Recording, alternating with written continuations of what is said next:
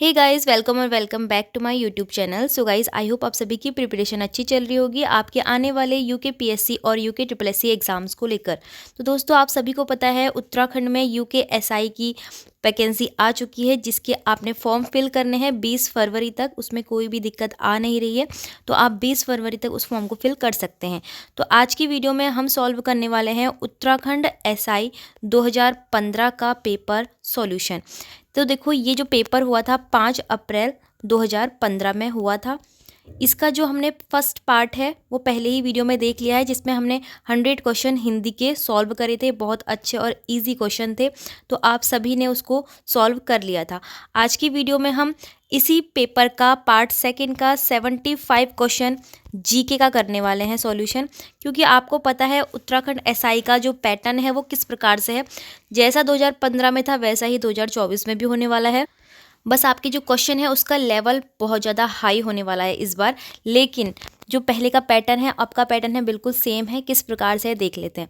तो देखो, सबसे पहले इसमें 2 पेपर होते हैं, पार्ट फर्स्ट और सेकंड। पहले वाले पार्ट में हिंदी और रीजनिंग आपको देखने को मिलती है। हिंदी 100 मार्क्स की आती है और रीजनिंग 50 मार्क्स की आती है। इन दोनों को ही सॉल्व करने के लिए आपके पास 2 घंटे की टाइमिंग रहती है। दूसरे पेपर में मैथ्स और जीके आपसे पूछी जाती है।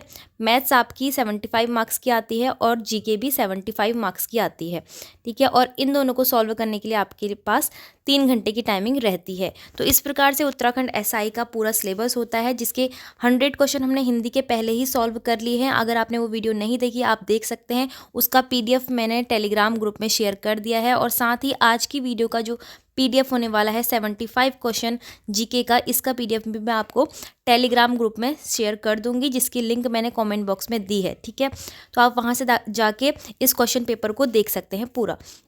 तो चलिए वीडियो शुरू कर लेते हैं। तो आपको हर क्वेश्चंस के आंसर अपने मन में पहले से ही सोच लेना है। कॉपी पेन रख के आप अपना देखिए स्कोर आपका 75 में से कितना बन रहा है। ठीक है, वैसे ही आप हिंदी का स्कोर भी देखना 100 में से कितना बन रहा है। फिर जाके जब इस पूरी सीरीज़ को मैं कंप्लीट कर लूँगी 2015 की, तो आप देखना 300 में से आपके कितने मार्क्स आ रहे हैं।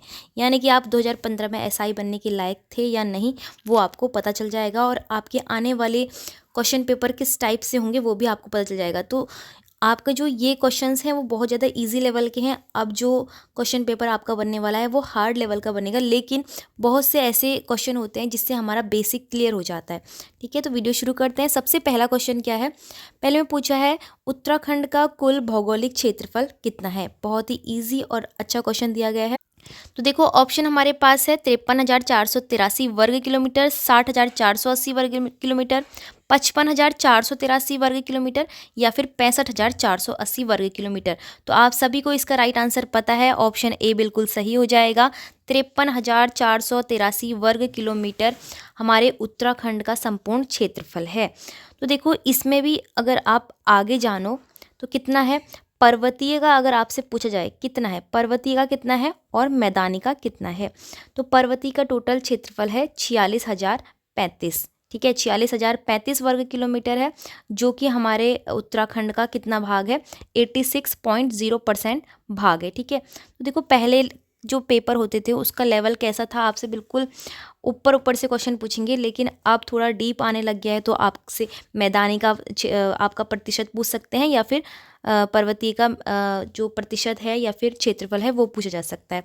तो मैदानी का यहाँ पर 7,448 वर्ग किलोमीटर है, जो कि हमारे उत्तराखंड का 13.93% है। मैदानी भाग कम है उत्तराखंड में, आप सभी को पता है। देहरादून और नैनीताल, उधम सिंह नगर, यहीं के ज़िले जो हैं मैदानी हैं कम कम, तो यही है। ठीक है, अब नेक्स्ट क्वेश्चन देख लेते हैं। नेक्स्ट क्वेश्चन में पूछा है उत्तराखंड राज्य में कितने जिले ऐसे हैं जो किसी अन्य राज्य या देश से नहीं मिलते, यानी कि सीमा नहीं बनाते, किसी से भी टच नहीं होते हैं। तो इसका मतलब आंतरिक जिले आपको बताने हैं कितने हैं उत्तराखंड के अंदर। तो आपको उत्तराखंड का मैप तो पता ही होगा कि किस प्रकार से बनता है और कौन कौन से ऐसे जिले हैं जो नहीं टच करते हैं। तो देखो, आपको सभी बाह्य जिले तो बिल्कुल छोड़ देने हैं जो कि किसी राज्य से भी कर रहे हैं, जैसे कि उत्तर प्रदेश या हिमाचल प्रदेश से भी कर रहे हैं, उनको भी आपको छोड़ देना है। साथ में नेपाल और चीन, तिब्बत, इसको भी छोड़ देना है आपको। ठीक है, ये सब छोड़ देना है और फिर उसके बाद अंदर देखना है, और साथ में जिले, हाँ, जिले बताने हैं हमको कितने हैं। तो देखो, उत्तराखंड में एक अल्मोड़ा जिला है, जो किसी से टच नहीं करता, बाहरी राज्य या फिर देश से। साथ ही एक आपका रुद्रप्रयाग है, रुद्रप्रयाग के बगल में ही टिहरी है, और अल्मोड़ा के बगल में कौन है, बागेश्वर है। ठीक है, इसके अलावा बाकी सभी राज्य या फिर देश से टच कर जाते हैं। तो ये कितने हो गए हमारे पास, टोटल 4 हो गए। तो ऑप्शन सी हमारा बिल्कुल करेक्ट हो जाएगा। अगला क्वेश्चन है, टिहरी को किस शासक ने अपनी राजधानी बनाया था। तो टिहरी को किस शासक ने अपनी राजधानी बनाया था। ऑप्शन है प्रताप शाह, सुदर्शन शाह, कीर्ति शाह या फिर मानवेंद्र शाह। तो करेक्ट आंसर इसमें ऑप्शन बी हो जाएगा। सुदर्शन शाह ने टिहरी को अपनी राजधानी बनाया था। कब बनाया था, 28 दिसंबर 1815 में। 28 दिसंबर 1815 में गणेश प्रयाग नाम की जगह पर उसने अपनी राजधानी बनाई थी। ठीक है, गणेश प्रयाग नाम की जगह पर।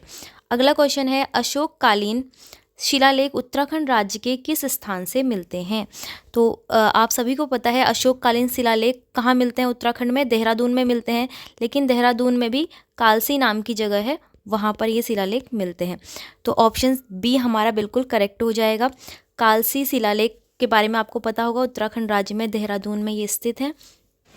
अगर आपसे इसकी खोज पूछी जाए किसने की थी, तो 1860 में डॉक्टर फॉरेस्ट नाम के व्यक्ति ने कालसी शिलालेख जो स्थान है यहाँ पर इसकी खोज की थी। और इस अभिलेख में जो मुख्य बातें हैं वो क्या है, ये जो कालसी अभिलेख है इसी के अंतर्गत कालसी क्षेत्र को क्या बोला गया है, अपरांत बोला गया है, अपरांत बोला गया है। और इस जगह पर रहने वाले लोगों को, यहाँ के निवासी को पुलिंद बोला गया है। तो ये इसमें खास बात है कालसी शिलालेख की। अगला क्वेश्चन है, उत्तराखंड राज्य का सर्वाधिक वर्षा वाला स्थान कौन सा है। ऑप्शन है नरेंद्र नगर, टिहरी गढ़वाल, मसूरी या चकराता। करेक्ट आंसर इसमें नरेंद्र नगर होगा, और यहाँ पे ये पौड़ी नहीं आएगा। ये नरेंद्र नगर कहाँ पर है, टिहरी जिले में है। ठीक है, तो ये उत्तराखंड राज्य का सबसे अधिक वर्षा वाला जिला है। अगर आपसे सबसे कम पूछते हैं तो क्या होगा, उत्तरकाशी में है स्थित है जो सबसे कम वर्षा वाला क्षेत्र है। उत्तरकाशी का कौन सा क्षेत्र है, नेलंग घाटी क्षेत्र है। ठीक है, नेलंग वैली है, नेलंग घाटी क्षेत्र जो है सबसे कम वर्षा वाला क्षेत्र है उत्तराखंड में। अगला क्वेश्चन है, उत्तराखंड की मिट्टी में किस तत्व की कमी है। चूना, फास्फोरस, जीवांश या फिर 1 और 2। तो करेक्ट आंसर हो जाएगा ऑप्शन डी, 1 और 2। चूने की भी कमी है और फास्फोरस की भी कमी है। अगला क्वेश्चन है, वन अनुसंधान संस्थान कहाँ पर स्थित है। वन अनुसंधान संस्थान यानी कि FRI, फॉरेस्ट रिसर्च इंस्टीट्यूट कहाँ पर स्थित है, दिल्ली में, देहरादून में, भोपाल में या फिर लखनऊ में। करेक्ट आंसर है देहरादून में। ठीक है, इसकी आपको स्थापना याद रखनी है, कब हुई थी, 1906 में इसकी स्थापना हुई थी। लेकिन सबसे पहले ये बिल्डिंग 1878 में फॉरेस्ट स्कूल ऑफ देहरादून के नाम से थी। ठीक है, सबसे पहले। लेकिन 1884 में इसका नाम चेंज कर दिया गया और इम्पीरियल फॉरेस्ट स्कूल इसका नाम रख दिया। लेकिन फिर उसके बाद 1906 में इसको FRI घोषित किया गया, यानी कि वन अनुसंधान संस्थान बना दिया गया। ठीक है, ये आपको सन यहाँ पर याद रखने हैं।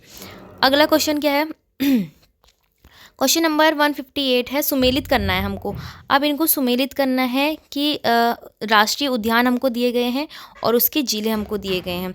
कॉर्बेट राष्ट्रीय उद्यान किधर है, ये चमोली में है, वैसे ये पौड़ी में भी है। ठीक है, नंदा देवी राष्ट्रीय उद्यान कहाँ पर स्थित है, चमोली में है। राजाजी राष्ट्रीय उद्यान कहाँ पर स्थित है, देहरादून में है। गोविंद राष्ट्रीय उद्यान उत्तरकाशी में है। तो इस तरह से अगर हम यहाँ पर कूट में देखेंगे तो कैसे मिलाएंगे, कॉर्ब ए को हम मिलाएंगे 4 से, तो कहीं पे है ए को 4, तो ये दोनों ऑप्शन है, इनमें से ही एक होगा। नंदा देवी वाला हमारा 3 से मिलेगा, मतलब बी हमारा 3 से मिलेगा, तो हमारा ऑप्शन बी एकदम करेक्ट हो जाएगा। अब अगला क्वेश्चन देखते हैं, इसमें भी हमें सुमेलित करना है और इस बार हमको वन्यजीव अभ्यारण्य दिए गए हैं, वन्यजीव विहार, जिसको हमें जिलों से मिलाना है। केदारनाथ वन्यजीव विहार कहाँ पर स्थित है, ये स्थित है चमोली में। अस्कोट वन्यजीव विहार कहाँ पर स्थित है, ये पौड़ी में, पिथौरागढ़ में स्थित है। सोना नदी वन्यजीव विहार कहाँ पर स्थित है, पौड़ी में स्थित है। बिनसर वन्यजीव विहार कहाँ है, अल्मोड़ा में है। तो इस तरह से अगर हम कूट में देखेंगे तो ए को हमें 4 से मिलाना है, ए को 4 से मिलाना है, तो ऑप्शन में हमको दिख रहा है पहले ही ऑप्शन में। ठीक है, फिर उसके बाद अस्कोट हमें, बी को हमें मिलाना है 3 से, ए को 4 से, पहले 4 आएगा फिर बी को 3 से, अस्कोट को हम मिलाएंगे 3 से, सोना नदी को हम मिलाएंगे 2 से, फिर बिनसर को हम मिलाएंगे 1 से, 4 3 2 1, तो हमारा ऑप्शन बी इसमें करेक्ट हो जाएगा। अगला क्वेश्चन क्या है, किस स्थान से भागीरथी को गंगा के नाम से जाना जाता है? तो गंगा नदी कहाँ से निकलती है? भागीरथी नदी गंगोत्री से आती है और फिर उसके बाद देवप्रयाग में भागीरथी और किसका संगम होता है? भागीरथी और, बिल्कुल सही, भागीरथी और अलकनंदा नदी का संगम होता है। देवप्रयाग कहाँ पर स्थित है? टिहरी में। तो ये दोनों नदियाँ मिलकर, भागीरथी और अलकनंदा नदी मिलकर क्या बनाती है? देवप्रयाग संगम पर गंगा नदी बनाती है। ठीक है, भागीरथी को हम सास के नाम से जानते हैं और अलकनंदा को हम बहू कहते हैं। तो सास बहू नदियां हैं ये, भागीरथी और अलकनंदा। देवप्रयाग में इसका संगम होता है। और यही क्वेश्चन आपसे पंच प्रयागों में से किसी से भी पूछ सकते हैं। पंच प्रयाग होते हैं हमारे उत्तराखंड में, तो पंच प्रयागों में एक देवप्रयाग भी है जिसमें भागीरथी और अलकनंदा का संगम होता है। उसी तरह से बाकी 4 कौन कौन से हैं वो भी देख लेते हैं। विष्णु गंगा है एक, जो कि धौली गंगा और अलकनंदा के संगम पे है। नंदप्रयाग कहाँ पर है? नंदाकिनी और अलकनंदा के संगम पर है। कर्णप्रयाग बोलेंगे तो पिंडर और अलकनंदा के संगम पे है। और लास्ट हमारा जो देवप्रयाग हमने डिस्कस कर ही लिया है। और कोई हमारा बच्चा है? अच्छा हाँ, एक हमारा रुद्रप्रयाग भी बचा है। रुद्रप्रयाग में तो अलकनंदा और मंदाकिनी, क्योंकि रुद्रप्रयाग के केदारनाथ के बगल से कौन सी नदी बहती है? मंदाकिनी नदी बहती है। ठीक है, तो ये आपको ध्यान रखना है। भागीरथी को गंगा के नाम से कहाँ से किसके बाद जाना जाता है? देवप्रयाग से होते हुए जाना जाता है। अगला क्वेश्चन है, टिहरी बांध किस नदी पर स्थित है? ऑप्शन है अलकनंदा, यमुना, भागीरथी या फिर मंदाकिनी। इसका सही आंसर क्या हो जाएगा? भागीरथी। टिहरी बांध जो कि उत्तराखंड में है, भागीरथी नदी पर बना हुआ है।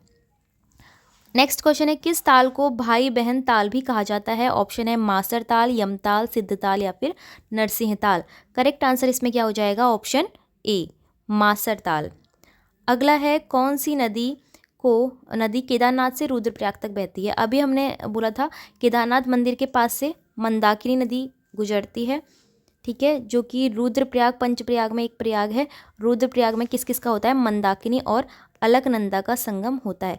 अलकनंदा नदी आपको सभी प्रयागों में देखने को मिलती है और उसके साथ आपको एक नदी और एक्स्ट्रा लर्न करनी होती है। अगला क्वेश्चन है, उत्तराखंड की सबसे गहरी झील कौन सी है? पूरे उत्तराखंड की सबसे गहरी झील कौन सी है? नौकुचिया, द्रोण, नैनीताल या फिर गिरिताल। करेक्ट आंसर क्या हो जाएगा? नौकुचिया ताल। ठीक है, कुमाऊं की सबसे बड़ी पूछेंगे तो भीमताल हो जाएगा, और उत्तराखंड की सबसे गहरी पूछेंगे तो नौकुचिया हो जाएगा। गढ़वाल की बड़ी और गहरी पूछेंगे तो सहस्त्रताल हो जाएगा। ठीक है, अगला क्वेश्चन है, उत्तराखंड राज्य का सबसे बड़ा कागज कारखाना कहाँ पर स्थित है? खटीमा, लाल कुआं, हरिद्वार या फिर चक्राता।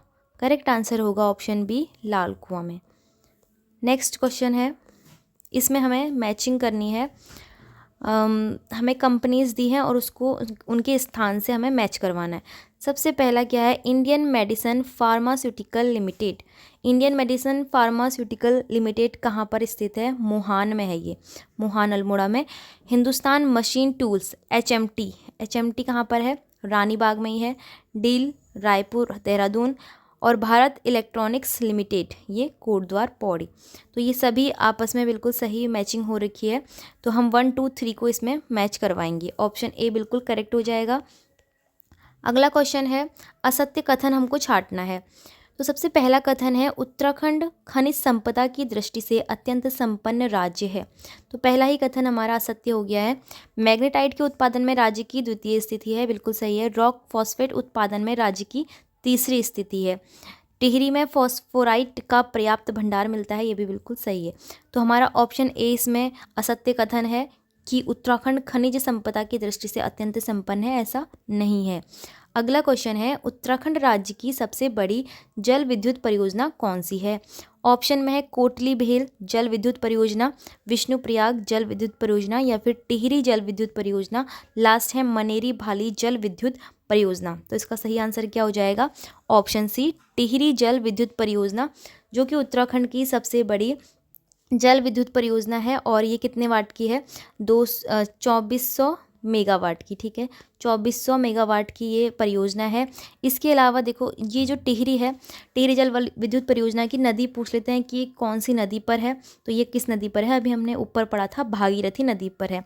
अगर आपसे कोटली बेल जल विद्युत परियोजना की नदी पूछे तो ये गंगा नदी पर बनी है और कहाँ पर है, टिहरी में है। इन सबको आप नोट कर सकते हो। विष्णुप्रयाग जल विद्युत परियोजना जो है अलकनंदा नदी पर बनी हुई है और ये चमोली में है। लास्ट है मनेरी भाली जल विद्युत परियोजना, ये भागीरथी नदी पर ही बनी है और ये उत्तरकाशी में है। ठीक है, उत्तरकाशी में है। अगला क्वेश्चन हमसे पूछा है उत्तराखंड का गांधी के नाम से किसे जाना जाता है। ऑप्शन है गौरा देवी, सुंदरलाल बहुगुणा, माधो सिंह भंडारी या फिर इंद्रमणि बडौनी। करेक्ट आंसर हो जाएगा इंद्रमणि बडौनी को उत्तराखंड का गांधी के नाम से जाना जाता है। अगला क्वेश्चन है, इसमें पूछा है सिंधु घाटी सभ्यता के लोगों का मुख्य व्यवसाय कहाँ था, क्या था मतलब। ऑप्शन है कृषि, पशुपालन, शिकार करना या फिर व्यापार करना। तो सिंधु घाटी सभ्यता के लोगों का जो सबसे मेन मुख्य व्यवसाय था वो क्या था, कृषि करना ही था। ऑप्शन ए बिल्कुल करेक्ट हो जाएगा। नेक्स्ट क्वेश्चन, भू राजस्व की दर धर्मशास्त्रों में क्या दी गई है। हमारे जो धर्मशास्त्र हैं उसमें हमारी जो फसल होती है उसकी उपज का कितना भाग भू राजस्व की दर कहलाता है। 1/3, 1/4, 1/6 या 1/8। तो 1/6वां भाग, 1/6वां भाग उपज की दर का 1/6वां भाग क्या होता है, भू राजस्व की दर होता है। नेक्स्ट क्वेश्चन है, निम्न को सुमेलित करना है हमको। विचारधारा और उनके व्यक्ति दिए हैं कि मीमांसा विचारधारा किसके द्वारा की गई। तो व्यक्ति कौन है मीमांसा के, जैमिनी है, बिल्कुल सही। न्याय के कौन है, न्याय के हैं अक्षपद गौतम। फिर लास्ट ऑप्शन सी है सांख्य, सांख्य के कौन है, ईश्वरा कृष्णा। और लास्ट है वैशेषिक, इनके हैं उलुका कनाद्रा। तो ऑप्शन ए को हमें 3 से मिलाना है, बी को 1 से मिलाना है, सी को 2 से मिलाना है और डी को 4 से मिलाना है। तो हमारा पहला ही ऑप्शन बिल्कुल सही हो जाएगा। नेक्स्ट क्वेश्चन क्या है, इसमें हमें वैदिक पाठ और उसके विषय दिए गए हैं, हमको मैच करना है। ठीक है, ऐसे आप देख सकते हैं, सारे ऑप्शन दिखेंगे आपको। मनुस्मृति क्या है, सूत्र क्या है, उपवेद क्या है, ब्राह्मणास क्या है। तो हमें बताना है कि ये क्या क्या है, इनकी क्या चीज़, विषय, वैदिक पाठों के विषय क्या क्या है। तो मनुस्मृति का विषय क्या होता है, कानून का कूट, कानून का कूट। सूत्र का विषय क्या होता है, रीतियाँ और रस्में। उपवेद का विषय होता है धर्मनिरपेक्ष विषय। और ब्राह्मणास का विषय होता है वैदिक मंत्रों पर व्याख्यात्मक टीका। तो इस तरह से हमारा ऑप्शन कौन सा सही हो जाएगा, ए का 4 होगा हमारा, बी का 3 होगा, सी का 2 होगा और डी का 1 होगा। तो हमारा ऑप्शन ए बिल्कुल इसमें करेक्ट हो जाएगा। नेक्स्ट फिर से हमें सुमेलित करने के लिए दिया है वेद और उसके विषय देखने। तो हमारे कितने वेद होते हैं, 4 वेद होते हैं, ऋग्वेद, यजुर्वेद, सामवेद और अथर्ववेद। यहाँ से आपको आगे आने वाले पेपर के लिए भी बहुत कुछ सीखने को मिल जाएगा।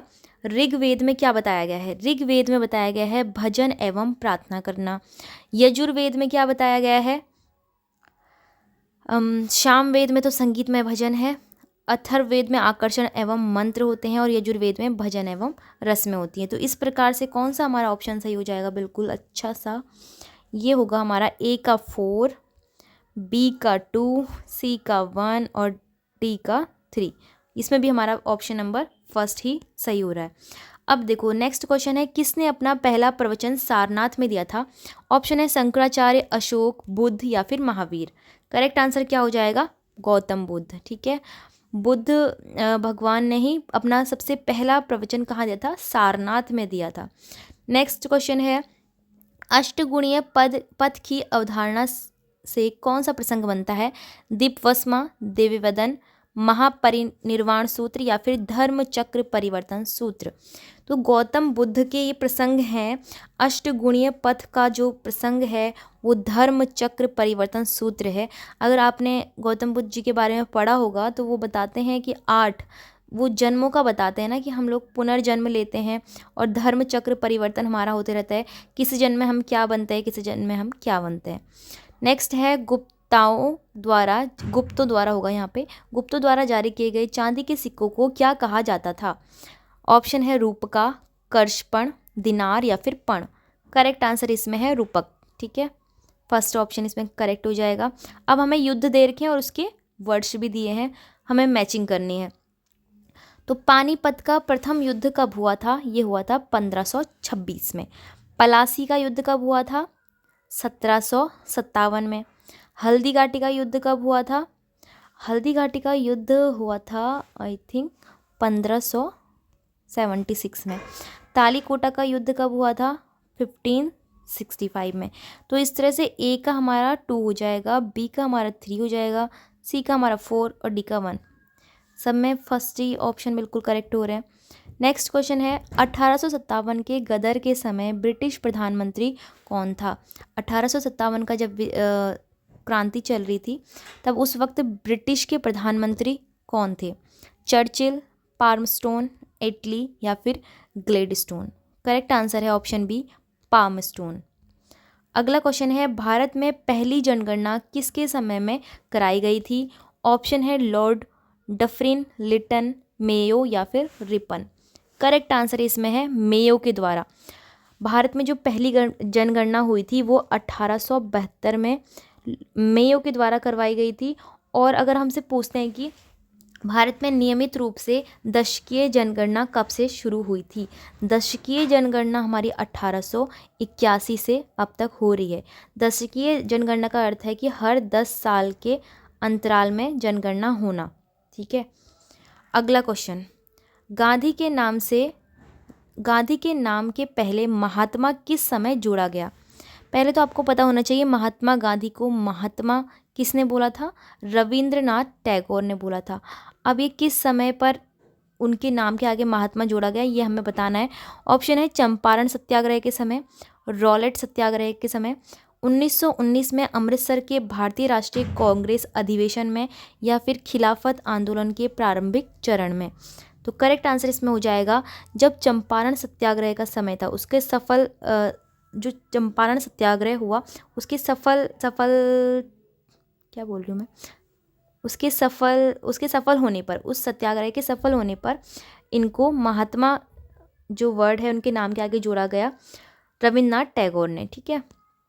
अगला क्वेश्चन क्या है, निम्न में से कौन सा ग्रह सूर्य के चारों ओर एक चक्कर के लिए अधिकतम समय लेता है?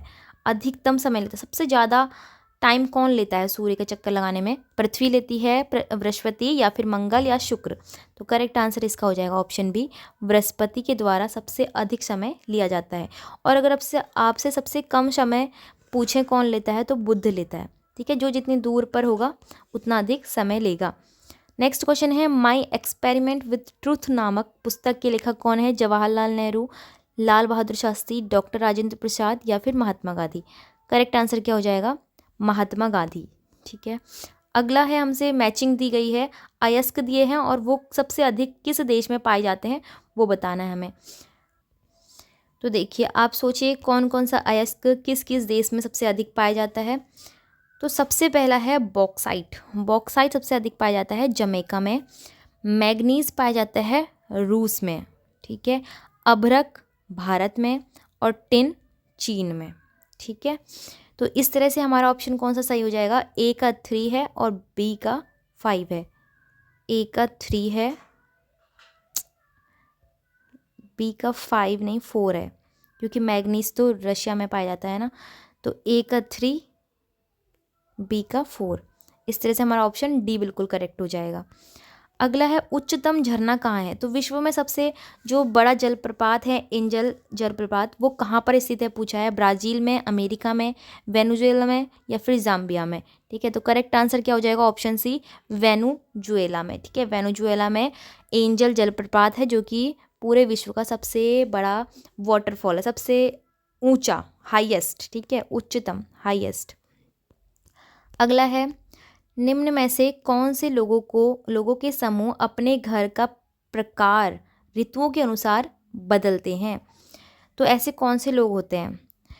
तो ऋतु बदल जाने पर अपने घर कौन बदलते हैं? पिग्मीज, बंटूस, खिरगीज या फिर एक्सिमो? करेक्ट आंसर हो जाएगा खिरगीज। ठीक है। उत्तराखंड में कौन बदलते हैं? भोटिया जनजाति। नेक्स्ट है निम्न नदियों में कौन सी एक गंगा की सहायक नदी नहीं है? गंगा की सहायक नदी नहीं है पूछा है। तो देखो सोन, गोमती और यमुना तो है ना उसकी सहायक नदियाँ, लेकिन इंद्रावती नहीं है। इंद्रावती आई थिंक गोदावरी की गोदावरी की सहायक नदी है इंद्रावती। नेक्स्ट क्वेश्चन है, निम्न मृदाओं में कौन सी खेती करने के लिए बहुत मुश्किल है, मतलब सबसे बेकार जो मृदा है खेती के लिए वो बतानी है। जलोढ़, काली, लाल या बलुई। सीधी सी बात है, जो बलुई मिट्टी होती है, रेतीली मिट्टी होती है, वो कृषि के लिए अच्छी नहीं होती है। अगला है, निम्न फसलों पर हमें विचार करना है। क्या विचार करना है? हमें फसल दी है कपास, मूंगफली, मक्का या सरसों। तो इसमें हमें बताना है कि उपरोक्त में से खरीफ की फसल कौन सी है। तो देखो, खरीफ की फसल पूछा है तो कोई तीन इसमें ऐसी फसल मतलब कोई सी भी हो सकती है, तीन भी हो सकती है, दो भी हो सकती है, एक भी हो सकती है। तो हमें मैच करना है कि कौन एक साथ बोई जाती है। तो अगर आपको रबी, खरीफ और जायद की फसल नहीं पता है तो आप ऐसे भी अंदाज़ा लगाएं कि कौन सी इनमें ऐसी फसलें हैं जो साथ साथ बोई जाती है। आपके आसपास आपको पता चल रहा होगा। तो देखो, मक्का, मूंगफली और कपास साथ में बोते हैं, लेकिन मक्का के साथ सरसों तो नहीं बोते ना। तो इसका मतलब ये तीन हमारी जो हैं खरीफ की फसलें हैं। ठीक है, कौन सा ऑप्शन सही हो जाएगा इसमें? A, B, C। अगला क्वेश्चन क्या है? निम्न को सुमेलित करना है। हमें संस्था दी है और व्यवसाय हमें पता करने हैं कि कौन कौन से हैं। तो BHEL जो कंपनी है, भेल कंपनी, वो किस चीज़ की है? तो आपको इसकी फुल फॉर्म पता होगी ना। तो इसमें E भी आता है, E मतलब इलेक्ट्रॉनिक्स। ठीक है, तो इलेक्ट्रॉनिक्स इसका करेक्ट आंसर हो जाएगा। हाल जो है वो वैमानिकी से संबंधित है। सेल जो है लौह इस्पात से है। और BPCL रासायनिक से है। और NTPC किससे है? परमाणु से है। तो इस तरह से A का 2, B का 3, C का 5, A का 2, B का 3 और C का 5। तो ये ऑप्शन B में दिख रहा है हमको, सही हो जाएगा। अगला क्वेश्चन है, भारत में कौन सा प्रथम राष्ट्रीय उद्यान स्थापित किया गया? भारत ही नहीं, पूरे एशिया में कौन सा सबसे पहला राष्ट्रीय उद्यान है? कॉर्बेट राष्ट्रीय उद्यान। ठीक है, ये याद रखना है आपको। कहाँ है? नैनीताल पौड़ी में है, उत्तराखंड के। निम्न में से कौन भारतीय संविधान की प्रस्तावना का एक हिस्सा नहीं है? तो प्रस्तावना में हमें कौन कौन से शब्द देखने को मिलते हैं? धर्मनिरपेक्षता, समाजवाद, लोकतांत्रिक, लेकिन संघवाद प्रस्तावना में नहीं लिखा गया है। इसलिए प्रस्तावना को भी ध्यान से देखें कौन कौन से शब्द उसमें है या नहीं है। तो ये संविधान से क्वेश्चन लिया है। अगला है, निम्न देशों में से किससे भारतीय संविधान में भारतीय मौलिक कर्तव्य लिए गए हैं? मौलिक कर्तव्य भारत में किससे लिए गए हैं पूछा है। अमेरिका से, कनाडा से, पूर्ववर्ती सोवियत संघ से या फिर ब्रिटिश राज्य से। करेक्ट आंसर क्या हो जाएगा? सोवियत संघ। बिल्कुल सही आंसर होगा ऑप्शन सी। अगला क्वेश्चन है, भारत के संविधान में का कौन से अनुच्छेद के अनुसार 14 वर्ष से कम आयु का नियोजन हेतु नियोजित नहीं किया गया? ये ना ऑप्शन, आपका जो क्वेश्चन है थोड़ा कट चुका है। इसमें ये पूछा गया है कि जो भारतीय संविधान है उसमें किस अनुच्छेद के अंतर्गत ये बताया गया है कि 14 वर्ष से जो कम आयु के बच्चे होंगे वो काम नहीं करेंगे। ठीक है, तो ये कौन से अनुच्छेद में है? 24, 25, 26 या 27? तो बिल्कुल सही जवाब है अनुच्छेद 24 में। ठीक है, नेक्स्ट क्वेश्चन है, निम्न में से कौन सा भारत में एक मौलिक अधिकार नहीं है? तो मौलिक अधिकार कौन कौन से हैं भारत के? शोषण के विरुद्ध अधिकार, संवैधानिक उपचारों का अधिकार, संपत्ति का अधिकार नहीं है, ये कानूनी अधिकार है, सांस्कृतिक एवं शैक्षणिक अधिकार। तो इन सभी अधिकारों में जो संपत्ति का अधिकार है वो भी पहले मौलिक अधिकार था, लेकिन फिर उसके बाद उसका जो संशोधन हुआ 44वां संशोधन हुआ, इसके तहत इसको हटा दिया गया और इसको अनुच्छेद 300 ए में इसको कानूनी अधिकार का रूप दे दिया गया है। ठीक है, इसको याद होना चाहिए आपको। अब नेक्स्ट क्वेश्चन है, संविधान के किस अनुच्छेद के तहत भारत के किसी राज्य में राष्ट्रपति शासन लगाया जाता है? सीधे सीधे पूछा है कि राष्ट्रपति शासन किस अनुच्छेद के अंतर्गत लगाया जाता है? 55 में, 56 में, 360 में, 370 में? करेक्ट आंसर क्या हो जाएगा? 356 में। नेक्स्ट क्वेश्चन कौन सा है? भारत के राष्ट्रपति चुने जाने के लिए न्यूनतम आयु सीमा कितनी है? मतलब सबसे कम आयु का कौन सा ऐसा राष्ट्रपति बन सकता है? कम से कम आयु 35 वर्ष रखी गई है। अगला क्वेश्चन है, राष्ट्रपति और उपराष्ट्रपति दोनों के ही नहीं होने पर भारत के राष्ट्रपति के रूप में कौन कार्य करेगा? अगर देश में किसी कारण से राष्ट्रपति और उपराष्ट्रपति नहीं है तो कौन भारत में राष्ट्रपति की तरह काम करेगा? लोकसभा का स्पीकर, भारत के महालेखा परीक्षक, भारत के मुख्य निर्वाचन आयुक्त या फिर भारत के मुख्य न्यायाधीश? तो करेक्ट आंसर हो जाएगा भारत के मुख्य न्यायाधीश। ठीक है, इनको ये अधिकार प्राप्त है। क्वेश्चन नंबर 199, भारतीय संसद में होते हैं, भारतीय संसद के अंग बताने हैं। कौन कौन से अंग होते हैं? 3 अंग होते हैं, ठीक है। कौन कौन से हैं? लोकसभा, राज्यसभा और भारत के राष्ट्रपति। तो ये वाला जो ऑप्शन बी है, लोकसभा राज्यसभा दिया है, तो बस 2 ही दिए हैं, तो ये इनकरेक्ट है। प्रधानमंत्री नहीं शामिल होते हैं, उपरोक्त में से कोई भी नहीं होगा। ऑप्शन ए बिल्कुल सही हो जाएगा। भारत के लोकसभा, राज्यसभा और भारत का राष्ट्रपति, ये 3 होते हैं भारतीय संसद के अंग। नेक्स्ट क्वेश्चन है, राष्ट्रपति और उपराष्ट्रपति दोनों के नहीं होने पर। अच्छा, ये हमने देख लिया था पहले ही। अच्छा, ये हमने पहले देख लिया है। अब हम आते हैं नेक्स्ट क्वेश्चन पर। उच्च न्यायालय के न्यायाधीशों की सेवानिवृत्त होने की आयु कितनी होती है? तो रिटायरमेंट की आयु पूछे किसकी? हाई कोर्ट के जो जजेस होते हैं, हाई कोर्ट के न्यायाधीश की सेवानिवृत्ति की आयु पूछी है। 62, 65, 58 या 60, तो 62 वर्ष होती है, ठीक है। ऑप्शन ए बिल्कुल सही हो जाएगा। सर्वोच्च न्यायालय किस अधिनियम के तहत स्थापित किया गया था? Pitt's India act 1884, regulating act 1773, Indian council act 1861, Indian council act 1892। तो भारत में सर्वोच्च न्यायालय रेगुलेटिंग एक्ट 1773 के तहत स्थापित किया गया है, ठीक है। सबसे पहला जो किया गया था वो 1774 में कलकत्ता, ठीक है, कलकत्ता में किया गया, ये आपने पढ़ा होगा। अगला है, स्वतंत्र भारत के एक राज्य की प्रथम महिला राज्यपाल कौन थी? तो भारत की आज़ादी के बाद सबसे पहली जो राज्यपाल महिला बनी है वो बनी है सरोजनी नायडू, ठीक है। ऑप्शन डी इसमें सही हो जाएगा, सरोजनी नायडू। और ये बनी थी कहाँ की? यूपी की, ठीक है। अगला क्वेश्चन है, प्लान्ड इकोनॉमी फॉर इंडिया पुस्तक किसने लिखी है? महात्मा गांधी ने, जवाहरलाल नेहरू ने, एम विश्वेश्वरैया ने या फिर सरदार वल्लभ भाई पटेल ने? तो सही आंसर इसमें हो जाएगा एम विश्वेश्वरैया, ठीक है। इनके जन्म दिवस पर इंजीनियरिंग डे भी मनाते हैं, आई थिंक 15 सितंबर को वो आता है, ठीक है। अगला क्वेश्चन है, भारतीय रिजर्व बैंक जारी करता है, क्या जारी करता है? सभी मुद्रा नोटों को करता है, या फिर 100 रुपये के नोट के अलावा सभी मुद्रा नोट्स को छापता है, या फिर 1 रुपये के नोट के अलावा सभी मुद्रा नोट्स को छापता है, या फिर केवल 10 रुपये के नोट और उससे ऊपर के नोट छापता है? तो सही जवाब इसका क्या हो जाएगा? 1 रुपये के नोट के अतिरिक्त सभी मुद्रा नोटों को ये छापता है, क्योंकि जो 1 रुपये का नोट होता है वो भारतीय सरकार के द्वारा जारी किया जाता है। अगला क्वेश्चन है, प्लास्टिक मनी शब्द किसके लिए लागू होता है? प्लास्टिक मनी किसको बोलेंगे? प्लास्टिक कोटेड कागज़ से बना हुआ बैंक ड्राफ्ट को बोलेंगे, या फिर प्लास्टिक धागा वाला मुद्रा नोट्स को बोलेंगे, प्लास्टिक कोटेड कागज़ पर छपे हुए मुद्रा नोट्स को बोलेंगे, या फिर मुख्यतः बैंकों द्वारा जारी किए गए क्रेडिट कार्ड्स को बोलेंगे? बिल्कुल सही हो जाएगा ऑप्शन डी। अगला क्वेश्चन है, निम्न में से कौन सी दर भारतीय रिजर्व बैंक द्वारा निर्धारित नहीं की जाती? तो अर्थशास्त्र से क्वेश्चन है, कौन सी दर है, कौन सा रेट होता है? CRR, SCR, रेपो दर या फिर PLR? तो करेक्ट आंसर हमारा क्या हो जाएगा? PLR। जो रेपो दर है, SCR है और CRR है, ये सभी रेट जो होते हैं वो भारतीय रिजर्व बैंक RBI द्वारा ही जारी किए जाते हैं, निर्धारित किए जाते हैं। लेकिन जो PLR है, PLR को वाणिज्यिक बैंक जो होते हैं उनके द्वारा जारी किया जाता है, ठीक है, निर्धारित किया जाता है। अगला क्वेश्चन है, निम्न में से कौन सा समूह कंप्यूटर के केवल इनपुट डिवाइस से संबंधित है? इनपुट डिवाइसेस पूछे हैं कौन कौन सी है? तो माउस सभी में है, कीबोर्ड सभी में है। अब हमें पता लगाना है कि प्लॉटर, स्कैनर, मॉनिटर, प्रिंटर, इनमें से इनपुट डिवाइस क्या होता है? तो देखो, इनपुट का मतलब होता है जो भी हम डेटा कंप्यूटर को देते हैं खुद से, तो उसे इनपुट कहते हैं।